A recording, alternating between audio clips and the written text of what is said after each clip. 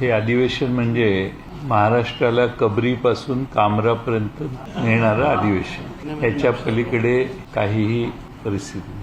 या राज्यात मंत्री राजीनामा देतात. सभागृहाला अवगत देखील केलं जात नाही की मंत्र्यांनी राजीनामा दिलेला आहे. सभागृहाचा तो हक्क आहे की सभागृहात येऊन मुख्यमंत्र्यांनी जाहीर करायला पाहिजे यांचा राजीनामा झालेला आहे, आम्ही तो स्वीकारलेला आहे. त्यामुळे एकंदर तुमच्या थोडक्यात परिस्थिती लक्षात आली असेल. काल आणि आज आम्ही ज्या संविधानावर चर्चा केली ते संविधान पदोपदी पायदळी तोडवण्याचं काम कसं चाललंय हे आपल्यापैकी अनुभवी सर्वांनाच लक्षात आलं असेल. विरोधकांची बूज राखणं हे सत्तारूढ पक्षाच्या आणि विशेषतः विधानसभेच्या प्रमुख नेत्यांची जबाबदारी असते. ती काही पाळली जाते असं मला वाटत नाही. ही विधानसभा आता लक्षवेधी सभा होण्याची शक्यता आहे. कारण एका दिवशी 35 लक्षवेधी, 20 लक्षवेधी, 50 लक्षवेधी मांडायच्या. आपल्या सोयीच्या लक्षवेधींना प्राधान्य देऊन अधिकाऱ्यांच्यावर SIT लावण्यापासून अधिकाऱ्यांना निलंबित करण्यापर्यंतचे प्रकार